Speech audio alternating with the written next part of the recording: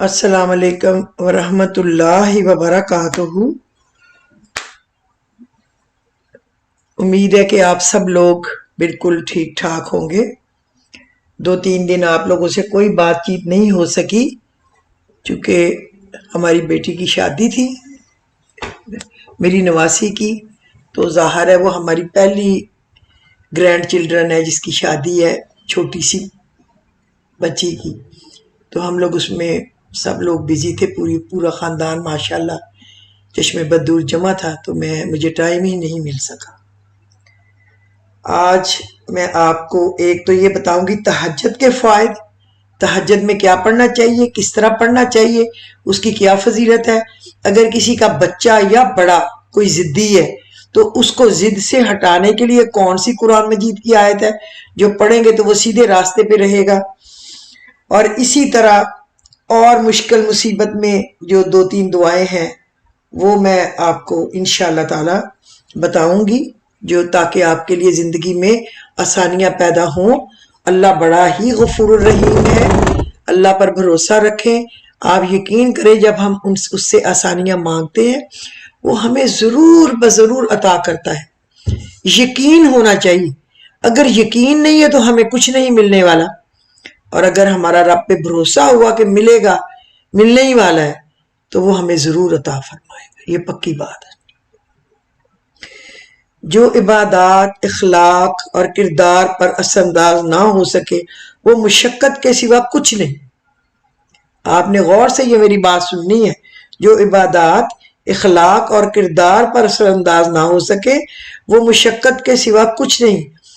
اگر تمہیں سب راستے بند نظر آئیں تو اللہ کریم تمہیں ایسا پوشیدہ راستہ دکھا دے گا جس کے بارے کوئی بھی جانتا نہیں ہوگا۔ اللہ ہمیں سیدھا راستہ دکھائے اور ایسی عبادات نصیب فرمائے جو ہمارے اخلاق اور کردار کو درست فرما دیں۔ آمین اللہم آمین۔ مسکین اور ضرورت مندوں کی مدد کی استطاعت بخش کر حقوق اللہ، حقوق العباد پورے کرنے کی توفیق دے۔ لوگوں سے حسن و سلوک اور اخوت سے رہنا سکھا دے۔ ہم سب کو اپنی رحمت و مغفرت سے فیض یاب فرما۔ ہمیں تمام جسمانی روحانی بیماریوں سے شفا عطا فرما۔ رزق حلال عطا فرما۔ ناپ تول پورا رکھنے کی توفیق دے۔ نا انصافی اور وعدہ خلافی سے بچا۔ آمین اللہم آمین۔ بے بسی تو انسان کو رب کائنات سے ملاتی ہے، تو یہ کہنا میں بے بس ہوں، مجھے صبر ہی مل جائے، میرا فلانا نہیں مان رہا، کام نہیں ہو رہا، پھر سکون کی بتا دے، تو یہ تو سرنڈر کرنے کی اور اللہ پہ نہ بھروسہ کرنے والی باتیں، ان کا میں کسی کو کیا جواب دیا کروں؟ پھر میں خاموشی اختیار کر جاتی ہوں اس بات پر کہ میں اس کو بھی کچھ کہنا نہیں چاہتی، لیکن میرا تو اللہ پر بھروسہ ہے، میں اس پہ کسی کا بھروسہ توڑنے کے لیے کیوں کہوں، جبکہ ایک ہی رب ہے جسے ہم مانگ سکتے ہیں۔ تو یاد رکھیں بے بسی تو انسان کو رب کائنات سے ملاتی ہے۔ مشکلیں تو رب کا انعام ہے، اور آپ کا رحمان رب آپ سے امتحان لے کر آپ کو مضبوط کرنا چاہتا ہے، تو پھر آپ کیوں شکایتوں کے انبار لگا دیتے ہیں کہ ایسے ہو جاتا، ویسے ہو جاتا، یہ کیوں ہوا، ایسا نہیں ہونا تھا۔ اگر رب العالمین نے آپ کو کسی مشکل میں ڈالا ہے تو اس مشکل سے نکالنے والا بھی وہی رب ہے۔ بس اپنے رب پر پختہ یقین رکھیں کہ میرے رب نے میرے لیے سب بہتر کیا ہے، اور ویسے بھی جلنا تو ہے نا ایک جگہ، اس جہان میں یا اس جہان میں۔ یہاں کا جلنا بہتر ہے کہ رب کے سامنے سرخرو ہو جائیں گے، پھر جنت ایسے تو نہیں مل جاتی نا، کبھی پانے کے لیے کچھ کھونا تو پڑتا ہے، اور یہ دنیا تو فانی ہے، باقی تو آپ کے اعمال رہیں گے جو جزا اور سزا کی صورت میں آپ کو روز قیامت مل جائیں گے انشاءاللہ ضرور۔ زندگی کتنی ہی مشکل، راستے کتنے ہی تاریک اور وسائل کتنے ہی محدود کیوں نہ ہو جائیں، اللہ تعالیٰ پر بھروسہ رکھیں، کیونکہ صرف وہی ہمارا مشکل کشا ہے۔ اور اپنے والدین جن کے دنیا سے چلے گئے ہیں وہ ان کے لیے روزانہ نوافل پڑھے ان کی بخشش کے لیے، کیونکہ والدین کا حق کبھی بھی اولاد ادا نہیں کر پاتی، کبھی بھی۔ ان کے اتنے احسانات ہیں کہ ہم پورے نہیں کر سکتے، اور جن کے زندہ ہیں وہ ان کی قدر کرنی سیکھیں۔ آپ یقین کریں، ماں کی آنکھوں سے ہمیشہ محبت ٹپکتی ہے، جبکہ باپ آنکھوں سے اظہار کیے بغیر محبت کرتا ہے۔ محبت دونوں کرتے ہیں۔ ماں زندگی بخشتی ہے، جبکہ باپ جینے کا سلیقہ عطا کرتا ہے۔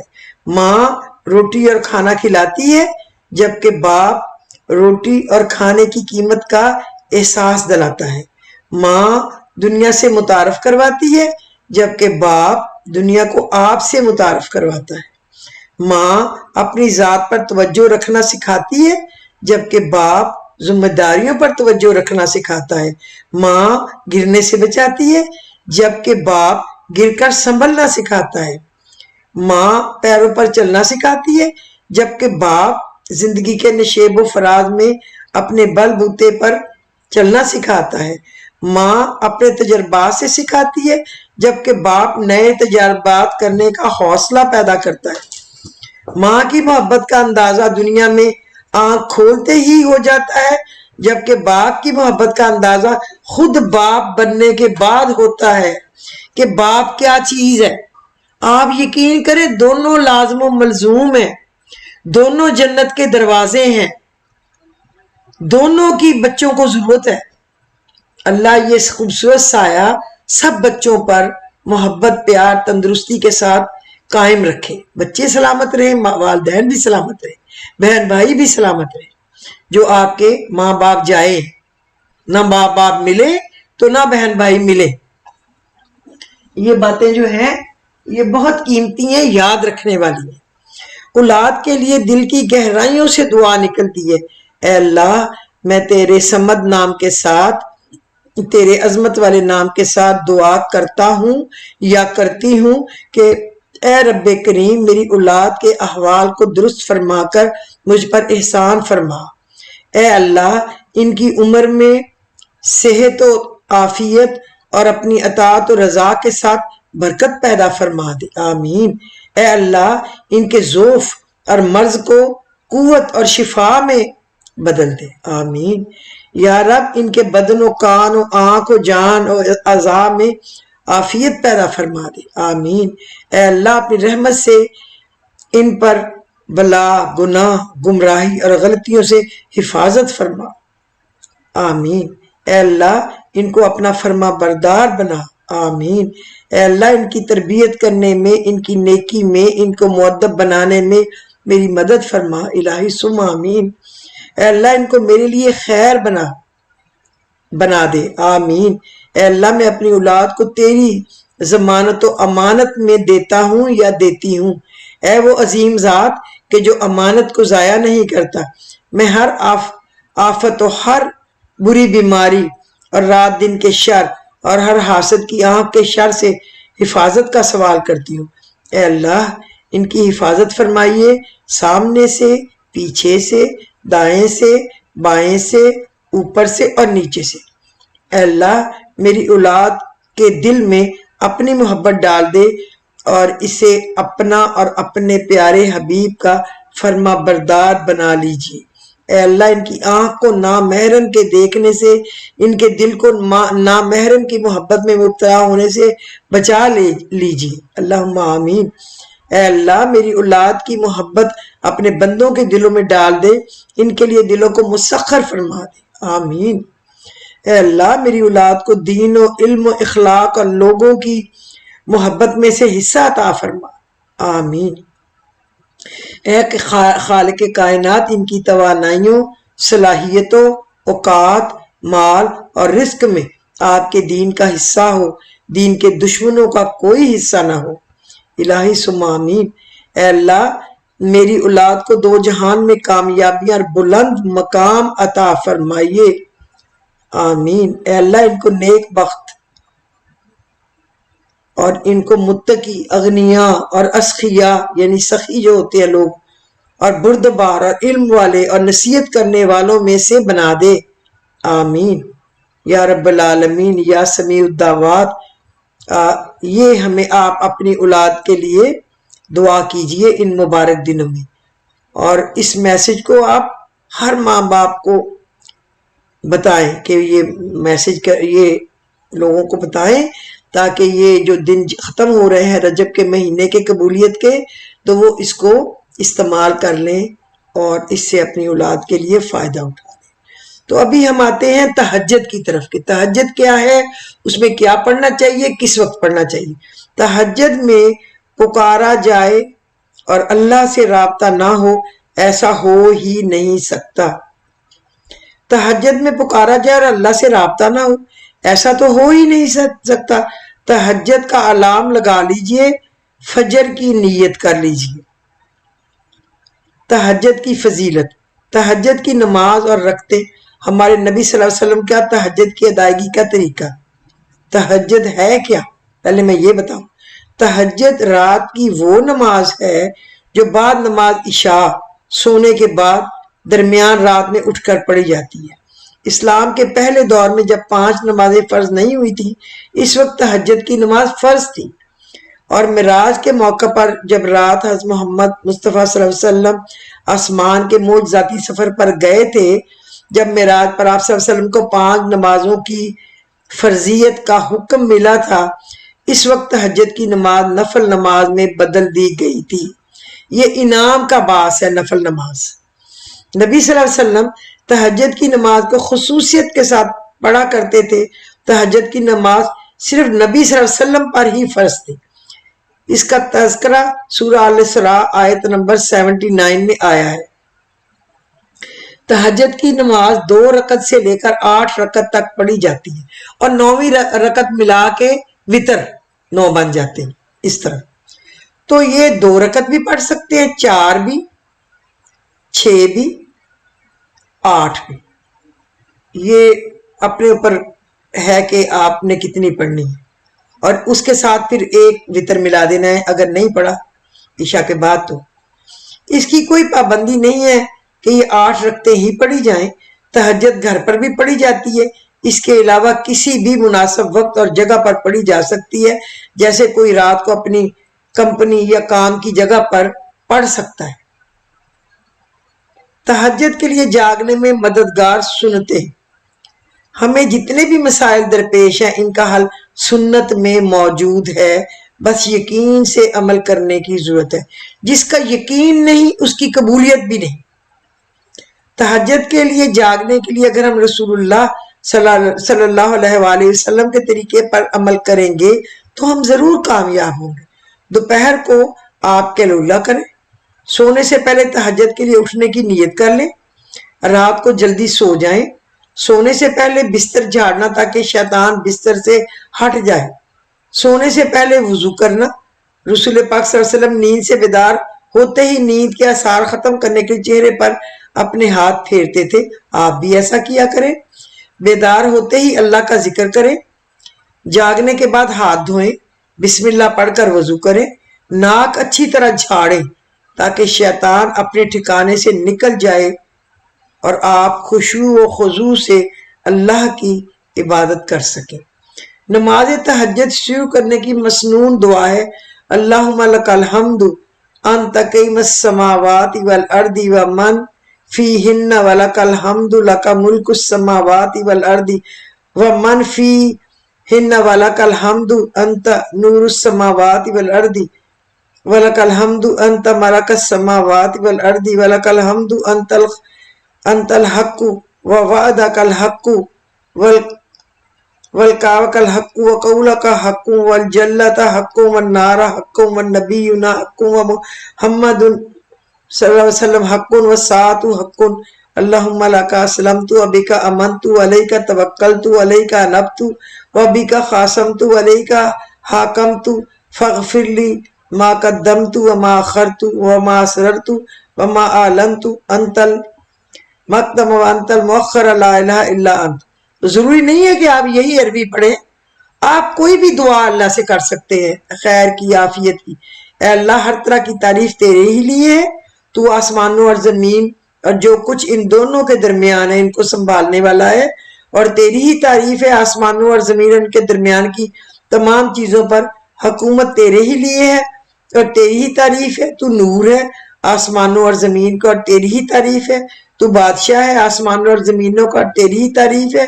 تو سچا ہے تیرا وعدہ سچا ہے, تیری ملاقات بر حق ہے, تیری بات سچی ہے, جنت بر حق ہے, دوزخ بر حق ہے, تمام پیغمبر سچے ہیں, قیامت حق ہے. اے اللہ میں تیرا فرما بردار ہوں اور میں تجھ پر ایمان لایا اور میں نے تجھ پر بھروسہ کیا اور میں نے تیری طرف رجوع کیا اور تیری ہی مدد سے میں جگڑتا ہوں اور تجھ سے ہی فیصلہ چاہتا ہوں اور تو میرے پچھلے اگلے پوشیدہ ظاہر گناہوں کو معاف فرما دے. تو ہی آگے کرنے والا ہے, پیچھے رکھنے والا ہے, کوئی معبود نہیں مگر تو. یہ دعا ہے, لیکن آپ کوئی بھی دعا کر سکتے ہیں. یہ پریشان نہیں ہو جانا کہ ہم اس میں کیسے اتنی بڑی دعا کیسے یاد کریں. اپنے دل کی دعا کریں جو آپ کے دل سے اٹھ رہی. اللہ کی تعریف کریں, اللہ کے رسول کی تعریف کریں, دین کی تعریف کریں اور پھر اللہ سے مانگیں. اللہ غفور الرحیم ہے, وہ آپ کو عطا فرمائے گا. اللہ اکبر پڑھے, الحمدللہ پڑھے, تسبیح کرے, سبحان اللہ پڑھے, لا الہ الا اللہ پڑھے, استغفر اللہ پڑھے, سبحان المالک القدوس پڑھے اور باقی اذکار کریں جو بھی ہے, جو کہ میں اکثر ہم آپ کو بتاتے رہتے ہیں. وہ جتنے بھی دعائیں حضور پاک صلی اللہ علیہ وسلم پڑھتے تھے ان میں سے جو آتی ہے وہ پڑھ لیں. تہجد کی نماز ایک سائنسی تجربہ, وہ زبردست قوت ہے جس سے بہرہ مند ہونے والا شخص دنیا کی ہر طاقت سے ٹکرا سکتا ہے. تہجد کے معنی ہے نیند توڑ کر اٹھنا. رات وقت تہجد کرنے کا مطلب ہے رات کا ایک حصہ سونے کے بعد پھر اٹھ کر نماز پڑھی جائے, اور نفل نمازوں میں یہ سب سے زیادہ افضل نماز ہے کہ یہ اٹھ کے نماز پڑھنا, یہ جس میں انسانوں اور جانوروں کے دماغوں پر برقی اگر تجربہ کر کے دیکھا گیا ہے کہ نیند کے دوران ان کے دماغوں کا تجزیہ کیا گیا. اس تحقیق کا نتیجہ یہ تھا کہ نیند لینے کے بعد انسان کی یادداشت میں اضافہ ہوتا ہے. اس لحاظ سے رات کو آخری گھڑیوں میں جب بندہ نیند سے بیدار ہو کر تہجد کی نماز ادا کرتا ہے تو دعا کے دوران اپنی ماضی کی کوتاہیوں کو رات کی خاموشی میں بآسانی یاد کر سکتا ہے. اس پر ندامت کے آنسو بہا کر اللہ کے سامنے گڑ گڑا کر معافی مانگ سکتا ہے. اور سورہ آل عمران میں ہے نا, یہ وہ لوگ ہیں جو کہتے ہیں کہ مالک ہم ایمان لائے, ہماری خطاؤں سے درگزر فرما اور ہمیں آتش دوزخ سے بچا لے. یہ لوگ صبر کرنے والے ہیں, راست باز ہیں, فرما بردار ہیں اور ریاض ہیں, اور رات کی آخری گھڑی میں اللہ تعالیٰ سے مغفرت مانگتے ہیں. لہذا اٹھنے اور نماز تہجد ادا کیا کرے اور اللہ سے استغفار پڑھا کرے, استغفر اللہ ربی من کل ذنب و اتوب الیہ. اس کے علاوہ یہ پڑھا کریں ان اللہ لا یظلم الناس شیئا ولکن الناس انفسهم یظلمون. یہ یقینی بات ہے کہ اللہ لوگوں پر کچھ ظلم نہیں کرتا لیکن لوگ اپنی جانوں پر خود ہی ظلم کرتے ہیں. یہ آیت نمبر 44 یعنی 44 سورہ یونس کی ہے. یہ آپ 44 آیت یہ آپ یاد کر سکتے ہیں. اور دن میں ضدی بچے ہو نا جن کے, تو دن میں 2 دفعہ 11 دفعہ پڑھ کے ان پہ دم کریں. ضدی بچے ہیں یا بڑے ہیں, میاں ہے یا بیوی ہے, کوئی رشتہ دار ہے, بہن بھائی, آپ پڑھ سکتے ہیں. اللہ یجتبی الیہ من یشاء, پارہ نمبر 25 سورہ شورى آیت نمبر 13. پارہ نمبر 25 سورہ الشورى آیت نمبر 13. اللہ جس کو چاہتا ہے چن کر اپنی طرف کھینچ لیتا ہے. دیکھیں اس کا میننگ کتنا پیارا ہے. تو یہ آپ پڑھیں گے انشاءاللہ تعالی آپ کے بڑے بچے جو بھی کوئی ضدی ہوگا وہ ضد کرنا چھوڑ دے گا. نبی نبادی انی انا الغفور الرحیم, میرے بندوں کو بتا دو کہ میں بہت ہی درگزر کرنے والا اور بڑا ہی مہربان ہوں. یہ اللہ تعالیٰ فرماتے ہیں ہمیں بتانے کے لیے کہ میں بڑا ہی فرما بردار ہوں, میں بڑا ہی درگزر کرنے والا ہوں. لہٰذا اللہ پہ بھروسہ رکھیں, تہجد کو قائم کریں, اس میں اذکار کریں, اللہ سے گناہوں کی معافی مانگیں. جو ضد کرنے والے ہوں ان کے لیے یہ آیت پڑھیں جو میں نے بتائی ہے, اور اللہ سے یہ بھی دعا کریں. یہ جو آیت ہے نا, انما اشکو بسی و حزنی اللہ, انما اشکو بسی و حزنی اللہ, میں اپنی پریشانیوں اور رنج کی فریاد اللہ سے کرتا ہوں. انما اشکو بسی و حزنی اللہ، میں اپنی پریشانیوں اور رنج کی فریاد اللہ سے کرتا ہوں. یہ سورہ یوسف پارہ نمبر 13 اور آیت نمبر 86 آدھی ہے.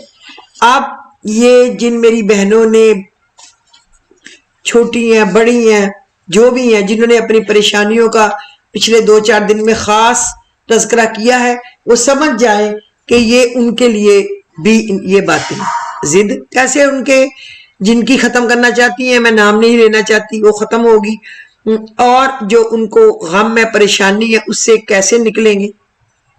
انما اشکو بسی و حزنی اللہ، سورہ یوسف کی یہ میں نے بتا دیا. یہ نمبر آیت ہے.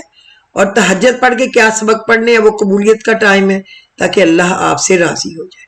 تو میرا خیال آج کے لیے کافی ہے کیونکہ 20-21 منٹ کا ہونے لگا ہے.